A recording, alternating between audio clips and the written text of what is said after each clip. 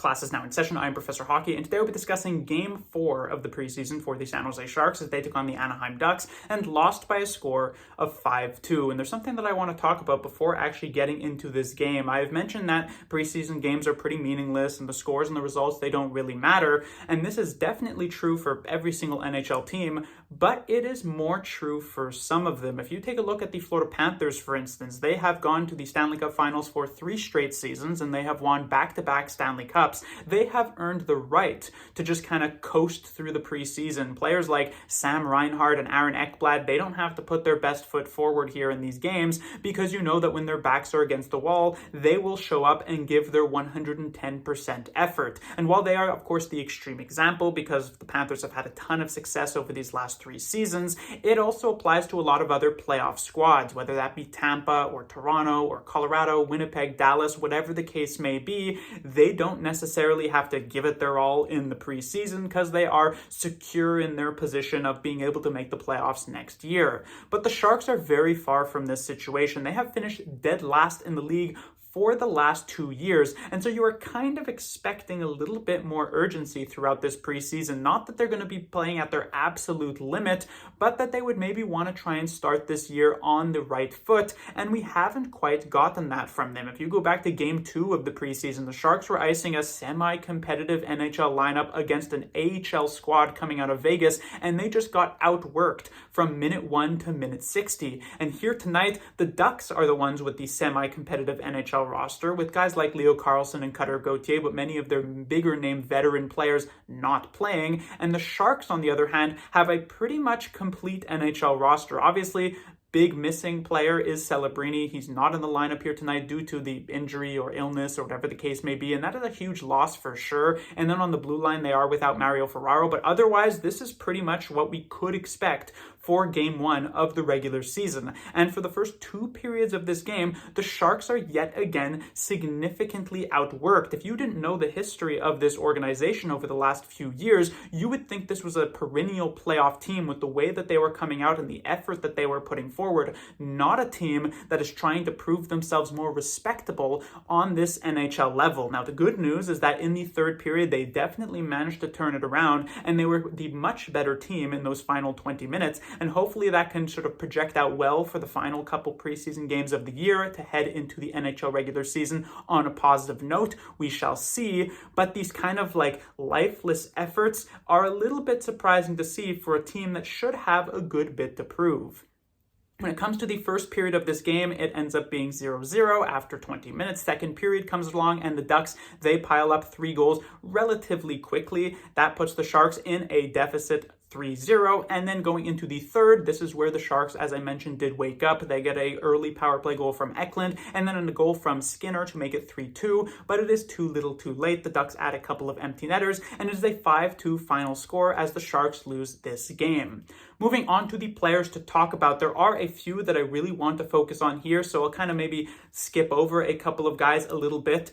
We'll start off with William Eklund onto this top line. Eklund is actually in a very unique position in this particular game. I mentioned Ferraro was not in the lineup, which means Eklund is the only player on the ice here tonight for the San Jose Sharks who was not only with this team last year when they finished last place, but also was with the team in the 23-24 season. And so there was a ton of frustration coming out from Eklund at the end of this past season. He was probably one of the most vocal players when it came to talking about just how tired he was of all of the losing that the team had done. And you could really see that reflected in this preseason. I mentioned that the Sharks have lacked a little bit of urgency throughout this preseason thus far. Eklund is not one of those players, however. From minute 1 to minute 60, Eklund was firing on all cylinders. I think he was probably the Sharks' best forward here tonight in this game, probably the Sharks' best player in general as well. He was looking really, really great. He is trying to his absolute best, no matter if it's meaningless preseason games or like Game 7 of the Stanley Cup Finals. You definitely like to see that from William Eklund. I've talked about how this is an important season for him.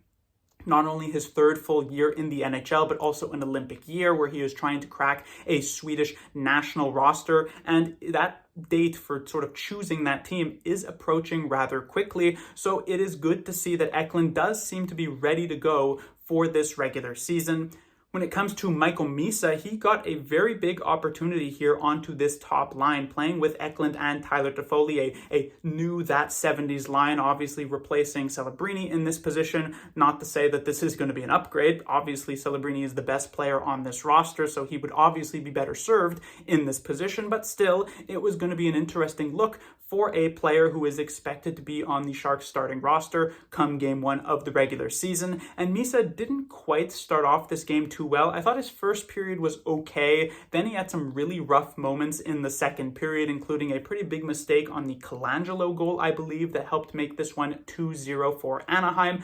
But he definitely turned it on in the third. He was one of the Sharks' best players in that third period. He just seemed to hit like an extra gear, was playing with more energy, was actually able to get some body position on players and to win some puck battles. That was a major issue for him in the first 40 minutes and even throughout this preseason, where he's just kind of bouncing off of guys and can't really get much of a foothold in the game. In this third period, he really started to turn that around, and we also saw that offensive creativity actually start to come out. Previously, his first couple preseason games, he was mostly just doing some solid stuff defensively, which is nice to see, but as I had mentioned, he is a second overall draft pick. You take him at that position, not just because you know he's responsible in his own end, but because he can also put up major point totals. You want to see that offensive game come out, and we did finally start to see that in the final 20 minutes of this game. Hopefully that can carry forward. And then when it comes to Tyler Toffoli, there's not much to say here. It was a very Toffoli-esque game. He had some really high skill moments. It wasn't consistently spread across the entire 60 minutes of this game, but it's preseason, so you're kind of a little bit more forgiving.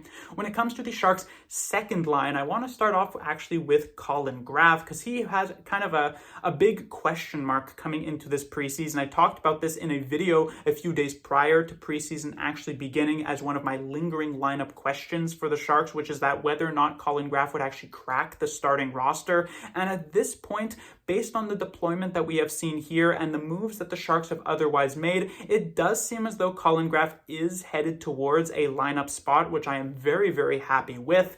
This is because we have seen that I had originally believed that Gaudette, the Sharks might try to kind of force him into a top 9 position, but it is very clear that the Sharks are instead kind of preparing him to be the fourth line center for the entirety of this season. And so because of that, that does leave a top 9 position open for a player like Colin Graf to take. And the fact that the Sharks put him into this second line spot does mean that they're looking for that little bit more offense from him. And I do think this was actually a pretty good game from Colin Graf. Now, I was a little bit surprised, I think at like the early part of the third period, that Graf actually took a shift or two on the fourth line with Gaudette and Reeves, and Grundstrom was actually bumped up to the top 9. But this does feel like less so of a kind of a comment about Graf's performance, and more so that the Sharks are trying to give Grundstrom like one last chance, though I'll get to that a little bit later. For me, I thought Graf was one of the Sharks' better forwards here tonight. That should, in my eyes, secure a spot in the NHL starting lineup, and it does seem as though Warsofsky is leaning in that direction as well, which, as I mentioned,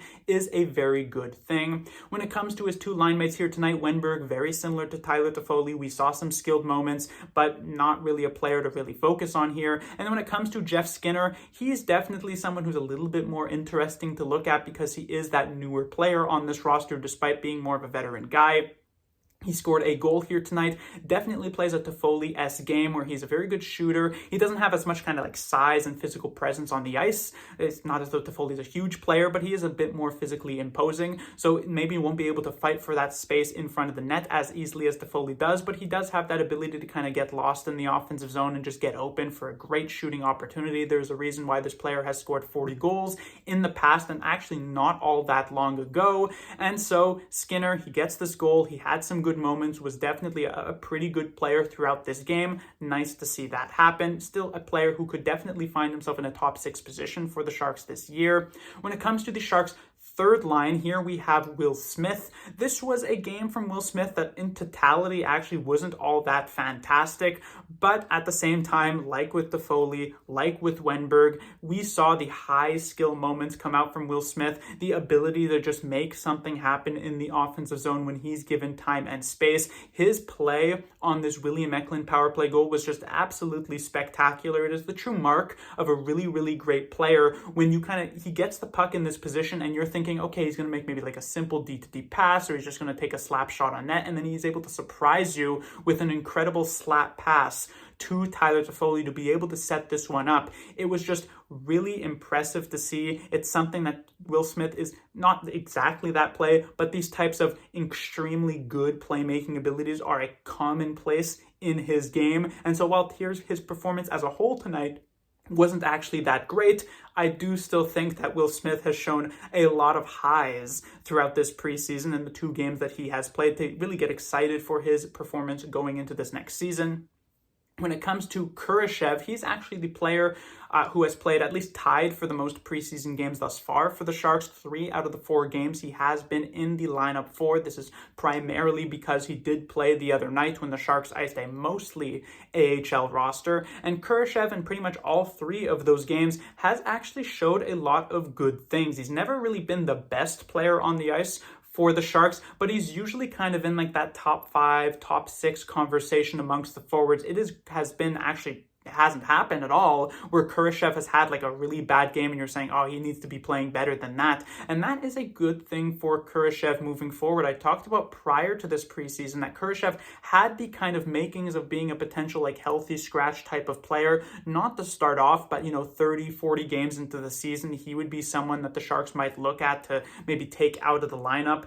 But he has not only showed some good things offensively to be able to complement some great players, but also some solid things defensively. He's been given penalty killing roles. He's been coming back hard on the back check. And so this is a player who might actually be able to hold down a lineup spot for the entirety, or at least very close to the entirety of the season. And when it comes to Cam Lund, the final player on this line, his first preseason game due to that injury that was sustained back at the rookie face-off tournament. Nice to see that the Sharks are giving him one. The fact remains, however, here for Cam Lund is that for him to have actually earned a lineup spot this season in the NHL, he didn't just have to play good, he had to play overwhelmingly good. He had to heavily outperform a lot of these other bottom 6 and 4th line type of players, and that was going to be very, very difficult to pull off considering he missed the first week and a half here of training camp. And so for Lund, I thought his performance here tonight was actually pretty good, but obviously he will be heading back to the AHL. And then when it comes to the Sharks' 4th line, here we have Adam Gaudette, who again played in this kind of 4th line center position. I actually thought Gaudette had an all-right game, so he should be ready to go for this particular spot.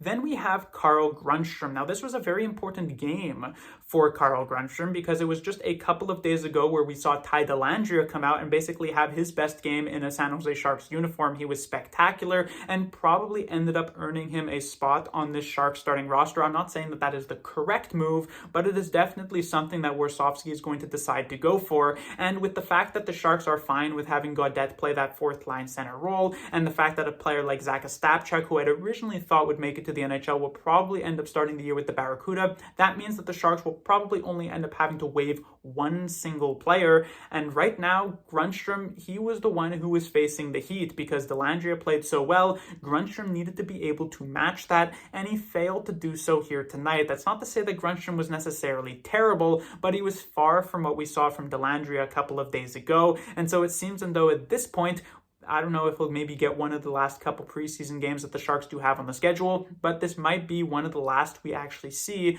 of Grundstrom here in teal. I mean, he probably won't get claimed or anything, so he'll end up playing with the San Jose Barracuda, but I don't know if he's really going to be an easy call-up for San Jose. It feels as though it would be better to just call up a younger guy to take a spot if there's an injury, so we'll see if he actually has much of a home with the Sharks next year.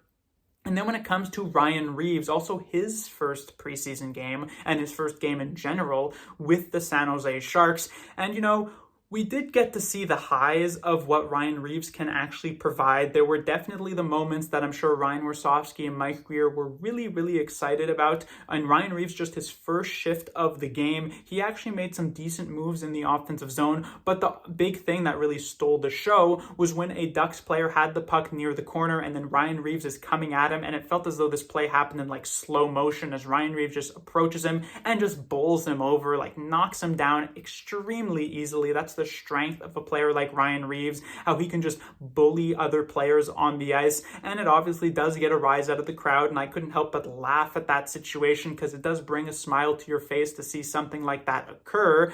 But we also got to see some of the issues with Ryan Reaves as a player at his older age now, in his late 30s. He can't really keep up with the NHL on a consistent basis, despite even having just played about 9 minutes of ice time here in this game. There were a couple of moments where he looked very slow on the ice. He was trying to take these extremely short shifts. There were a couple of shifts in the offensive zone that the fourth line had that Ryan Reaves actually went off to swap somebody else on pretty early on. Enough, this is not a bad play, but it is notable that he's cutting his shifts short. And there was one particular shift in which he actually got caught in the defensive zone a long time, and you could see just how much he was laboring in this position, skating extremely slowly, being out of position because he can't really keep up. And while this was mostly fine because you're against a semi-NHL squad here in the Anaheim Ducks, if you get into a position against an actual good team in the regular season, for instance, if the fourth line, and this is not an unusual situation, if the fourth line does ice the puck, and now suddenly you're facing down Connor McDavid with Ryan Reaves, who was just on the ice for 50 straight seconds, you're going to be in a really, really difficult spot. So to me, I mean, this was always kind of the outlook in general, but to me, I say Ryan Reaves will definitely end up sticking around in the NHL. Again, we saw what he can provide, and generally as a whole, Ryan Reaves actually had a pretty good game for what you could expect from him. But he is likely a player who will not play every single night. Maybe he'll get something like 30 or 40 games. He'll sit out every once in a while for sure. And when he does play, it'll be very in limited type of quantities. But again, you can see the value that he can bring at least a little bit. When it comes to the defensive side of things, this is where we have some real intrigue coming from the San Jose Sharks, because their top pairing of the night was Nick Leddy and John Klingberg. And I thought perhaps that this was like a mistake, or perhaps it was just on paper that they were looked at as the top pairing. But when it came to the actual ice time here, Klingberg had 23 minutes, though this was obviously somewhat inflated by the power play and 6-on-5 situation, but the second most played defenseman was Nick Leddy, not by a significant margin, but enough to say that this was the top pairing for the Sharks here tonight, and that's incredibly worrying heading into this next season. Klingberg is a player who over the last 2 regular seasons has played a combined 25 games, and Nick Leddy is a player who was just put onto waivers at the end of this past season by the St. Louis Blues. And it's not because he was too good and they were worried that he was going to steal a lineup spot from Colton Parayko. It is because they believed he couldn't crack it in a top 6 NHL level defense for a middle of the pack St. Louis Blues team. So the fact that the Sharks, who, obviously don't have a great defensive core, but should be able to put up something semi-respectable, are putting these two as their top pairing, at least currently, it definitely does give shades of the Ferraro-Jan Ruda pairing from the beginning of last season. Obviously in quite the opposite direction, because Ferraro and Ruda were more defensive guys who couldn't move the puck to save their life, and Leddy and Klingberg are offensive guys who can't defend to save their life. But it is a situation where it is a clash of two players that just don't really seem to have much chemistry, and yet have ended up being put together anyway. Now, there is the potential saving grace that because Ferraro wasn't in the lineup here tonight, perhaps Leddy is like a placeholder for Ferraro, and we'll see Ferraro and Klingberg end up getting paired together. That would definitely be a little better. But considering Leddy and Klingberg have been a duo paired together for the entirety of this training camp thus far, I'm not sure how true that is actually going to end up being. It does seem as though, for whatever reason, Warsofsky actually likes these two players together. And yet, if we go back to the first game in which they were paired as a duo, it was not pretty against a pretty bad Vegas squad. And here tonight, while it was slightly better, it still really wasn't all that good. And we could see the errors in their own zone made by both of these players. It is acceptable from a player like Klingberg if he's used in more of a second pairing sheltered role and he's providing some offense, but when they're used as a first pairing guy, it is a lot more difficult to actually accept. And you can see them trying to go for these skilled plays in their own defensive zone and then end up giving the puck away. Each of these players had that happen to them at least once here tonight. And it's funny because if it was a young player who would make this mistake, like a Cagnoni or a Sam Dickinson, they would probably be reprimanded quite significantly. But because it is these veteran guys like Leddy and Klingberg, it seems as though Warsofsky is not only shrugging his shoulders, but is actually putting them up as the Sharks' top defensive pairing. So if they head into the season like this, I'm not exactly sure how good their defense is going to end up being. It is not really all that great of a setup here, but we'll see what ends up happening. When it comes to the Sharks' second defensive pairing, which you would think would probably be the first, it is Mukhamadullin and Dmitry Orlov, and yet, if this was the first, it also would have been a pretty bad night, and that is primarily because of Dmitry Orlov. Now, Orlov being paired with Mukhamadullin, it was supposed to be a situation where Mukhamadullin could really learn from the veteran Russian defenseman who has been around the block many, many times and who has won a Stanley Cup, and that Orlov would be able to cover for some of the mistakes that Mukhamadullin would inevitably end up making. And yet it was a complete opposite here tonight, because it was Orlov who was just an absolute disaster in this game, and it was Mukhamadullin who had to make up for those consistent errors. If you actually take a look just at like the box score and the advanced stats here, it looks really bad for both of these players, but it was because Orlov was weighing down this pairing so significantly. It felt as though I was watching Orlov be against the Florida Panthers in the Eastern Conference Finals yet again. Instead, however, it was happening in a preseason game against a pretty weak Anaheim Ducks squad. Not a very good look at all. But on top of this, it wasn't just that he was playing bad. There was also a little bit of bad luck involved, times in which the puck was just bouncing over his stick, which was a little bit unfortunate. But on top of all of that, we also saw a major reason for why I continuously harp on the idea that you want to have this lefty and righty split in terms of your pairing. We can talk as much as we want and at length about how Dmitry Orlov is comfortable playing his offside and he's perfectly fine with this position and everything like that, but we saw a couple of times at least in this game where he's having to play the puck on his backhand at the offensive blue line, and he gets punished because of this situation. If he were a right-handed defenseman, he would have usually been able to clean that up much easier than the mistakes he was forced into because he is playing his offside. So as much as we would like to say that this is a good setup and a fine setup, it is still suboptimal because Orlov is going to be forced into these types of tough situations, and as we have seen here tonight, he is going to end up making mistakes because of that. So this is a pairing that it looks really good on paper because of that setup there, but if Orlov is putting performances like this forward and it is just further backed up by the fact that he is playing his offside, and you also take into account the Leddy-Klingberg duo being that top pairing, I'm not sure how good we'll end up seeing this defense come together for San Jose. And then when it comes to the final pairing here, we have Dickinson and Vincent Desharnais. When it comes to Dickinson, I actually thought this was a very good game for Dickinson, a little quiet for sure, but he was rather responsible in his own zone, which was quite nice to see. There was one error that I noticed in the third period where he challenged a player as he usually does, but he got burned and the player got around him and then it led to a pretty good chance, but otherwise I think he was really solid. The thing here that is a little bit worrying for Sam Dickinson is that from an offensive perspective, we actually didn't get to see that much from him, and it's not that he tried to make offensive plays, but they just didn't work out. But we didn't really see him jump up and get involved all that much. There was one time where he joined into the rush very briefly, but then went back quite quickly. And I wonder if this is actually a messaging from the coaching staff, because having watched the San Jose Sharks stream here tonight, the commentators focused quite heavily on the idea that, oh, we already know Sam Dickinson can do things offensively, but he needs to prove himself defensively. And they mentioned this half a dozen times, which makes me believe that this isn't just a messaging coming from the commentators, but it is also a messaging that is likely coming from the coaching staff. And I wonder if Ryan Warsofsky has approached Dickinson and said, don't worry too much about the offensive things, just try to be responsible in your own end. And I can kind of understand the perspective of this, because I have talked about the fact that if Dickinson wants to stick around for this entire season, he needs to not be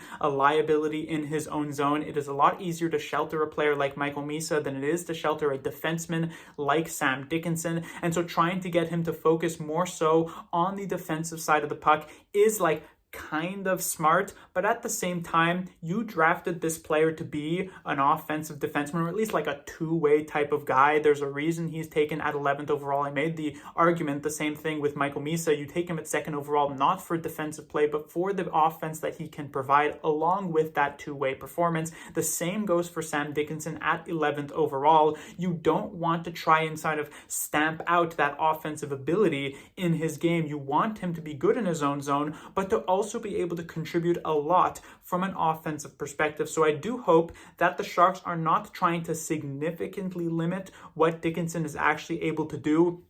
You go back to last season, for instance, with Celebrini. We saw Celebrini make a decent amount of mistakes with the amount of giveaways that he would sometimes have when entering the zone. It was an issue, but the Sharks kind of gave him the free rein to do whatever he wanted because he is the future of the San Jose Sharks, and you don't want to limit him in any which way. And while I think Dickinson does need a little bit more of a heavy hand, you do need some more responsibility defensively. I don't think it should come with such a hefty price as saying like, hey, hang back and don't try to do all that much offensively. So maybe this was just a one-off game and I'm reading a little bit too much into this, but I do hope that Dickinson does try to still kind of keep his identity as a player still there and not just kind of fade into the background and be a little bit more gray. And then when it comes to his defensive partner Desharnais, there was still some sloppy play, a little bit, kind of like what we saw in the previous game from Desharnais. I think he was a little bit better, but not by a significant margin. This was a pretty important game for Desharnais.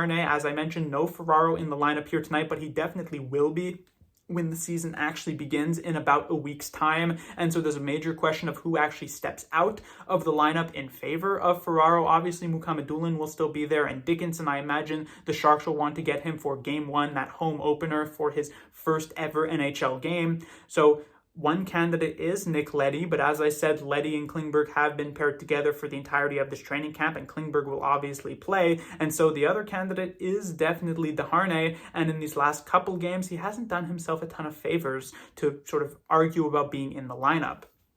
And then finally, we have the Sharks goaltender Yaroslav Askarov. It was an all right game for him. He lets in these 3 goals. These are 3 like really, really great shots coming out from these players. Seneca, Gauthier, and Colangelo, all with a really, really great look. However, having said that, for a team that, as I mentioned, is probably going to struggle quite a bit defensively, if the Sharks are actually going to be winning some games this season, they will need some big moments from their goaltenders, including Yaroslav Askarov. And so you would have liked to see a save on like one of these chances to be able to keep this game a little bit closer, and the Sharks didn't have to come back from such a significant deficit. This is not to say that Askarov had a bad game, but it's just that the bar for this team maybe is a little bit higher. But that will do it for this review. The Sharks will be back in action in a couple of days with yet another preseason outing. I think that will be against the Vegas Golden Knights. That's game 5 of the preseason as we get closer and closer to the beginning of the regular season. Since these last 2 preseason games are on the road,